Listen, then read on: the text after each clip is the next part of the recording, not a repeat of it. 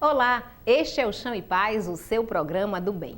O próximo domingo é o Dia Mundial da Saúde e na organização da Igreja existe uma Pastoral da Saúde, uma iniciativa que atua na prevenção, nas visitas aos doentes e na articulação política para garantir um atendimento público de qualidade.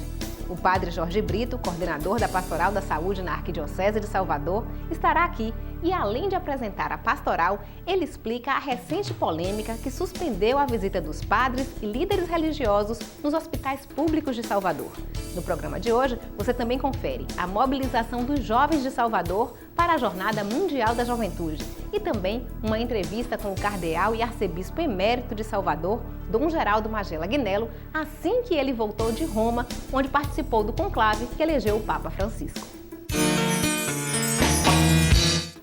O cardeal e arcebispo emérito de Salvador, Dom Geraldo Magela Agnello, atendeu com exclusividade a equipe do Chão e Paz para falar sobre o conclave que elegeu o Papa Francisco. Foi uma conversa bem agradável em que o cardeal falou desde os dias que antecederam a despedida do Papa Bento até a acolhida a Francisco. Antes de atender a equipe do Chão e Paz, Dom Geraldo Magela Agnello recebeu a imprensa de Salvador para uma entrevista coletiva. O cardeal respondeu a todas as perguntas dos jornalistas, que estavam ávidos para saber mais sobre o Papa Francisco e o conclave. Quando, na preparação do próprio conclave, né, quando os cardeais fizeram algumas propostas, aquela feita por ele, né, em que ele chamou com muita força a atenção da Igreja sobre a pobreza, sobre a solidariedade humana.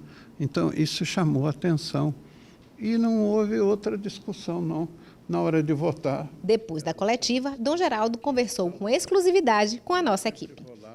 Dom Geraldo, durante os dias do conclave, era comum a gente ouvir algumas pessoas aqui em Salvador dizendo que, pelo fato do senhor estar lá, elas também estavam um pouquinho lá representadas. Era isso? O senhor era uma espécie de representante também dos fiéis? No sentido de que ele encarna aquilo que preocupa a todos. Então, a gente está ali e realmente a gente está em nome também, né, da nossa diocese, então, e também na nossa preocupação de rezar por todos, não é? De rezar sempre. Eu confesso para vocês que eu dedico diariamente a minha oração, às celebrações da missa. Eu dedico, sempre tenho até várias intenções, mas eu dedico assim aos nossos membros, aos fiéis da nossa arquidiocese. Eu dedico a isso, as intenções deles. Penso naqueles que estão sofrendo, naqueles que precisam de algum conforto também espiritual. Este conclave foi um pouco diferente porque ele veio de um pedido de renúncia. Como é que foi? O senhor teve a oportunidade de se despedir do Papa Bento XVI? Senti e agradeci também a Deus e agradeci a Ele tudo o que Ele nos fez, e sobretudo os ensinamentos, aquelas quarta-feira, as suas encontros com os que vão a Roma, não é? Então, eu agradeci as catequeses, agradeci as homilias que eu sempre procurava com muita ansiedade cada semana, não é? E então, fiquei contente de ver assim um lado muito especial no nosso relacionamento, né, de como ele não se esqueceu do que nós vivemos, eu vivi, e ele foi condescendente, né? E a acolhida a Francisco? Como foi o momento de cumprimentá-lo? A gente não parecia que tinha tanta distância do Papa, não, viu? E foi assim muito simples, muito verdadeiramente muito irmão. Então, e a esperança também que se abriu, porque cada um dos papas, ele é alguém enviado por Deus, escolhido por Deus. Então, não é que um Papa tem que ser igual ao outro. Cada um tem que ser aquilo que o Espírito Santo quiser que ele faça, né? A Juventude de Salvador está animada para participar da JMJ, Jornada Mundial da Juventude, no Rio de Janeiro, e encontrar com o Papa Francisco. Como é que o senhor acredita que será esse momento? Sem dúvida alguma. Vocês vão ver, entrando em contato com ele, como ele é assim. Ele não interpõe obstáculos, mas, pelo contrário, ele tira todos os obstáculos para que haja um encontro muito pessoal e de muita fraternidade. A atenção com a saúde e o apoio aos doentes é uma constante na vida da Igreja. E muitos dos milagres de Jesus foram realizados em leprosos e doentes. Na organização da Igreja, existe uma pastoral para auxiliar os enfermos e, antes de tudo, promover a saúde, como explica o Padre Jorge Brito, coordenador da Pastoral da Saúde na Arquidiocese de Salvador. Padre Jorge, a gente falar de uma Pastoral da Saúde, é inevitável a gente lembrar de Jesus que estava em apoio com os leprosos, com os deficientes. É daí que nasce a espiritualidade de uma Pastoral da Saúde? Com certeza. Jesus, o Filho de Deus encarnado, ele é solidário com o ser humano. E se a gente lê com muita atenção os evangelhos, cada um pode perceber que mais de 78%, 80% dos milagres de Jesus nos evangelhos mostra Jesus que se compadece dos enfermos, dos deficientes. A maioria dos milagres são realizados em favor da saúde das pessoas. Agora também Jesus exigia uma participação do doente, da pessoa, né, que ia ser socorrida. Ele também exige isso hoje de nós. É claro que exige, porque Deus, ele quer salvar o homem, mas não sozinho. Deus não faz uma ação mágica. Ele salva o homem, mesmo sem que ele precise do homem, mas ele quer a participação. Então ele salva o homem pelo homem, não é? Pelo homem. Padre, aí também terminou que muitas das nossas igrejas ao lado, o entorno, eram responsáveis por cuidar de hospitais, santas casas de misericórdia. Então, essa relação da saúde e da fé é uma relação constante. A igreja, ela, na sua estrutura, ela nasce missionária e nasce samaritana. A missão, ela não tem sentido se não for interligada com uma ação samaritana. Porque anunciar o Cristo sem se comprometer com os que sofrem, com os que necessitam, até anula aquilo que a gente prega. Porque o próprio Jesus nos ensina no juízo final: eu tive fome, me deste o que comer, sede, me deste o que beber, estava nu, você me vestiu, peregrino, você me acolheu, estava doente, preso, você me visitou. Então nós seremos julgados nem tanto pela questão da ação, da semeadura, mas seremos julgados pelos serviços que prestamos aos outros. Até o Papa Francisco falou sobre isso na missa inaugural do seu pontificado, né? Que a igreja e o seu ministério pontifical seria um serviço, não é uma relação de poder, mas de serviço, e que estava em foque os mais necessitados, como exemplo do juízo final. Daqui a pouco você confere mais uma parte da entrevista com o Padre Jorge Brito, porque agora o Chão em Paz vai para um breve intervalo e volta já.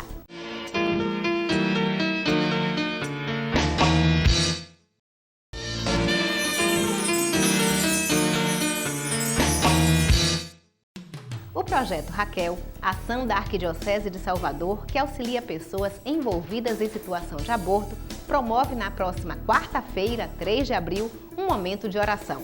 A atividade será às 7h30 da noite no Centro Comunitário da Paróquia Nossa Senhora da Luz, no bairro da Pituba. No próximo domingo, 7 de abril, acontece a Jornada do Movimento Focolares. O evento será no campus da Federação da Universidade Católica do Salvador, das 9 da manhã às 5 da tarde. O tema a ser refletido são as relações interpessoais a partir da prática cristã. Outras informações pelo e-mail focolaresbahia.blogspot.com.br. A Pastoral da Saúde promove visitas aos hospitais, mas também desenvolve um trabalho preventivo através de campanhas e palestras nas comunidades e paróquias. Segundo o padre Jorge Brito, coordenador da Pastoral da Saúde na Arquidiocese de Salvador, às vezes é o acesso à informação que melhora ou salva uma vida. Agora, padre, como é que está organizada a pastoral? Vocês têm outras atividades além dessa assistência, dessas visitas aos doentes? A Pastoral da Saúde, ela atua em 3 linhas ou 3 dimensões. Uma dimensão comunitária, uma dimensão política institucional e uma dimensão hospitalar. São 3 dimensões que a pastoral atua. Na linha comunitária, nós tanto visitamos os doentes, como fazemos a promoção da saúde. Porque quando a gente hoje fala de saúde, a gente fala de doença, não é? Geralmente, quando se diz assim, atenção à saúde, aí se fala das doenças. E a atenção comunitária é preventiva. A gente, nas comunidades, os agentes de pastoral da saúde, eles ensinam os métodos de prevenção. Como a gente, nessas grandes campanhas de vacinação, para imunização da população, combate à dengue, quando entra em grande enfoque a questão da dengue, que é um problema, principalmente quando temos chuva e sol. Essa dengue é um caso sério. As epidemias que estão aí de meningite, tuberculose, mais do que a gente visitar o doente nas comunidades, nós promovemos a saúde. Ensinamos a população como identificar que a pessoa pode ou não estar com tuberculose, com meningite. Um fato interessante, uma vez na missa, ao terminar a missa, eu disse, olha, febre altíssima, dores nas articulações e rigidez no pescoço, pode significar meningite. Então, acabou a missa, o povo foi para casa.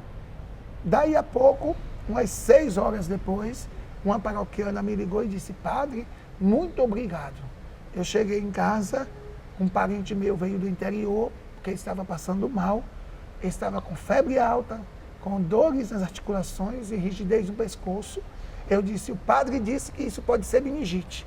Levei ao Couto Maia, constatou meningite. O trabalho da prevenção que pode salvar, fazer com que a pessoa nem fique doente, né, padre? Nem fique doente, porque a gente luta na base, ensinando as comunidades como ter, por exemplo, nós temos alimentação alternativa, não é? Como o nosso povo deve evitar os enlatados e coisas desse tipo e ter uma alimentação mais natural. Padre, eu lembro, já tive a oportunidade de acompanhar alguma equipe da Pastoral da Saúde em visita a hospitais, e os pacientes, né, os acompanhantes dos pacientes vão lá, vão chamar, padre, vem aqui, um agente vem aqui, eu quero conversar, eu estou precisando de um sacramento. É algo especial essa visita? Muito especial, porque a própria Organização Mundial de Saúde, né, o Conselho Mundial de Saúde, já definiu o conceito de saúde como bem-estar físico, mental e espiritual. E a medicina já prova também que a pessoa que tem fé, que é ligada a alguma religião, ela se recupera com mais rapidez ou aceita o tratamento ou a doença com mais tranquilidade. E, de fato, isso é comprovado em nosso meio hospitalar científico. E essa visita, ela é restauradora, principalmente pelos fundamentos religiosos, como está em Tiago 5, alguém está triste, chore, está alegre, sorria. Mas se estiver doente, chame os padres da igreja para fazer a oração da fé, ungindo com óleo santo. A oração da fé vai curar o doente, ou se tiver cometido pecado, será perdoado. Então, a unção dos enfermos é confortante. O doente se sente acolhido e protegido pela graça divina. E depois da unção, há uma melhora verdadeira. Sem falar da unção, também os ministros, que são extraordinários da comunhão, que levam a Eucaristia. A Eucaristia é um verdadeiro conforto e refrigério para a alma. É um alimento para a alma, né? Eu, quando rezo a missa, antes da comunhão, o padre diz com muita força: Senhor Jesus Cristo, que teu corpo e teu sangue que eu vou receber não seja causa de juízo e condenação, mas por vossa misericórdia seja remédio para a nossa vida. Então, quando eu rezo isso na missa, no hospital, eu coloco sempre a intenção de que seja de fato a Eucaristia o remédio para a vida daquelas pessoas. Daqui a pouco, o padre Jorge Brito fala da articulação política da pastoral para garantir o serviço público de saúde de qualidade à população. Ele fala também da recente polêmica em Salvador sobre a suspensão das visitas dos líderes religiosos aos hospitais públicos. Agora, anote aí, estão abertas as inscrições para o curso de Mariologia do Centro Missionário Redentorista. Serão 8 encontros durante o mês de maio para discutir a presença de Maria nas Escrituras, dogmas, aparições e devoções. As vagas são limitadas. Outras informações pelo site www.cmredentorista.com.br. Um dia para refletir sobre a imagem da igreja na mídia e o uso das ferramentas de comunicação no anúncio do Evangelho. Assim será o encontro de comunicação no próximo dia 20 de abril, no auditório do Centro Arquidiocesano de Pastoral, no bairro do Garcia. As inscrições estão abertas e podem ser feitas na sede da Pastoral de Comunicação, que também fica no Garcia.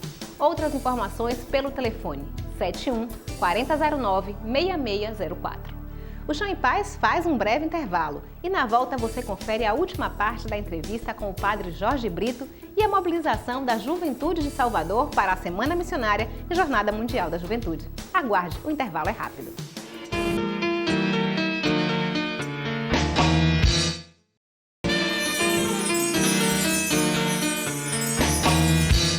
Na última parte da entrevista com o padre Jorge Brito, ele fala das ações desenvolvidas pela Pastoral da Saúde a fim de garantir políticas públicas mais humanas para o acesso à população ao serviço médico. Além disso, ele atualiza como ficou a suspensão das visitas dos líderes religiosos aos doentes hospitalizados na rede pública. E a terceira ação, então, padre, da pastoral, que é na articulação política. Como é andar nesse espaço, até porque muitas vezes a gente sabe dos problemas de gestão que a gente tem dentro dos hospitais, né? A falta de recursos, leitos superlotados, enfermarias ocupadas, corredores ocupados. Como é atuar nesse universo que é mais político? O universo político é meio problemático para a gente viver dentro da comunidade enquanto igreja, porque adotar uma postura profética, eu não digo que a pastoral da saúde, essa linha que chama institucional política, eu uso mais assim, a linha profética, porque mais do que institucional política, a nossa relação é profética. A gente anuncia Jesus, conforta o doente, mas nós somos denunciadores daquilo que não funciona conforme a lei de Deus e conforme a lei dos homens. Porque há uma lei do SUS que deve ser observada, que deve ser posta em favor das pessoas. E muitas vezes essa lei do SUS, ela é desrespeitada. Padre, a gente está quase terminando, mas a gente não pode deixar de tocar de uma situação que está acontecendo aqui em Salvador com relação à visita dos agentes aos hospitais públicos. Como é que está essa situação? Vocês estão podendo fazer as visitas? O que é que a gente tem de luz aí para quem está, de repente, num hospital, numa UTI, que quer receber essa visita, esse conforto dos nossos ministros, dos padres e dos agentes? Não generalizando, que a gente geralmente, quando fala de uma situação, a gente tem tendência a generalizar. Não ofendendo todos, não generalizando, essa questão da visita aos hospitais pagou o justo pelo pecador.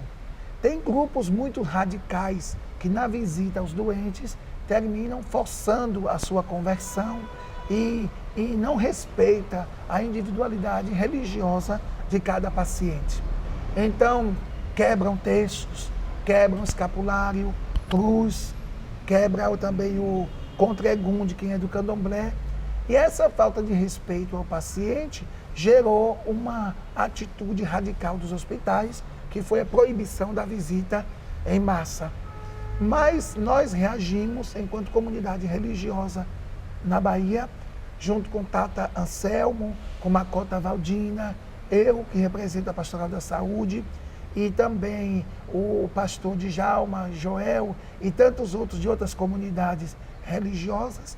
E nós construímos juntos com a CESAB a minuta que regula, dentro da Constituição, regula a questão da visita nos hospitais.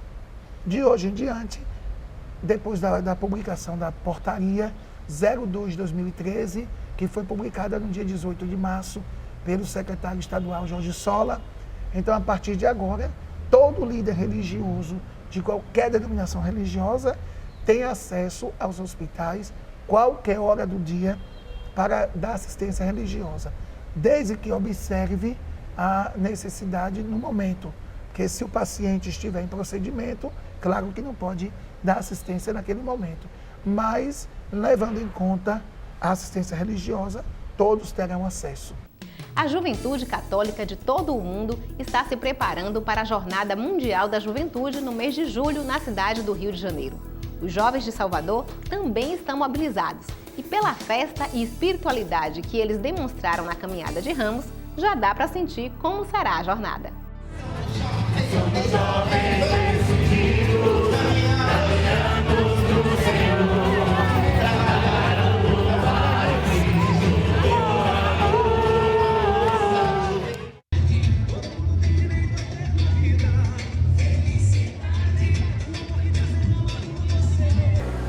Seguindo com alegria o Cristo nosso Rei, cheguemos por Ele à eterna Jerusalém.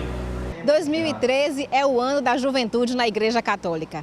Em julho acontece a Jornada Mundial da Juventude e também o tema da campanha da fraternidade deste ano são os jovens. A JMJ vai mobilizar gente do mundo inteiro e tem uma galera daqui de Salvador que também vai. Muitos deles estão aqui na caminhada de Ramos.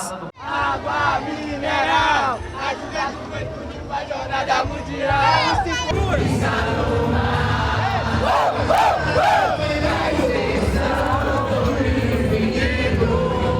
A gente vê que a juventude da Arquidiocese, pouco a pouco, está assumindo esse desejo do coração deles de ir ou de participar daqui mesmo da Jornada Mundial da Juventude. E por isso nós estamos vendo esse espetáculo, uma bênção poder reunir a juventude para a Jornada Mundial da Juventude no Rio. Nós estamos nos preparando. Estamos estudando o IUCAT, como é pedido do nosso Papa Emérito. Estamos com o coração assim na expectativa mesmo dessa jornada mundial. Quem não for para o Rio de Janeiro, para a Jornada Mundial da Juventude, poderá experimentar um pouquinho do evento aqui mesmo em Salvador, através da Semana Missionária. Uma série de eventos que também vai reunir gente do mundo inteiro uma semana antes da jornada. A melhor possível, né? Claro, afinal de contas, toda a igreja do mundo também vai estar reunida aqui em Salvador, que é a sede primária da Igreja do Brasil. E nós vamos fazer a melhor semana missionária que já teve na história da jornada. Pode acreditar.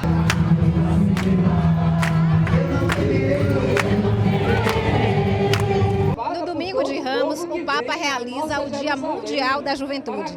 É uma espécie de renovação do compromisso do jovem com a fé e a evangelização. Para este ano, o tema escolhido foi Alegrai-vos no Senhor. Ser jovem de Jesus é a melhor coisa do mundo. É um jovem ativo, é um jovem participante na sua paróquia, é aquele jovem que sabe viver plenamente a vida em Cristo. Um jovem cristão, um jovem comprometido, que faz esse papel como, além de ser jovem para a sociedade, ele tem que dar testemunho daquilo que ele vive dentro da igreja e lá fora também. O jovem católico é muita alegria, muito amor no coração e buscando cada vez mais o Cristo Jesus ressuscitado.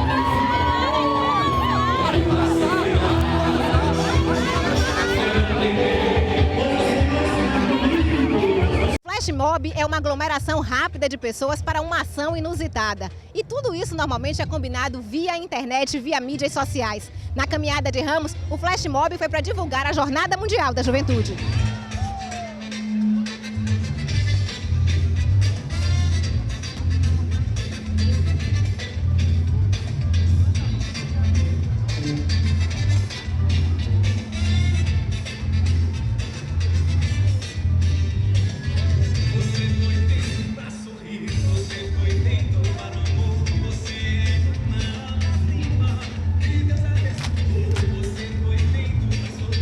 Você foi feito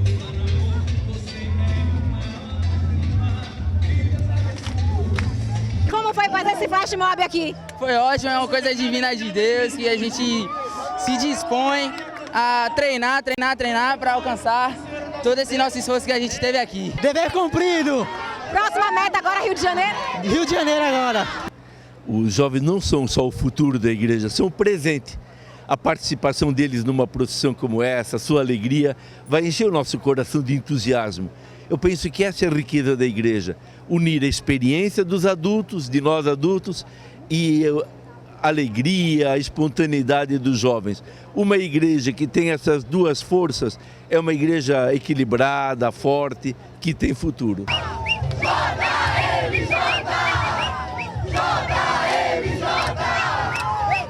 O programa de hoje fica por aqui, mas durante a semana você pode entrar em contato com a nossa produção através do e-mail chamepaz@arquidiocesesalvador.org.br. Se quiser rever algum dos nossos programas, é só acessar o portal da Arquidiocese, www.arquidiocesesalvador.org.br. Para você, uma bonita semana, fique com Deus e até o próximo Chame Paz.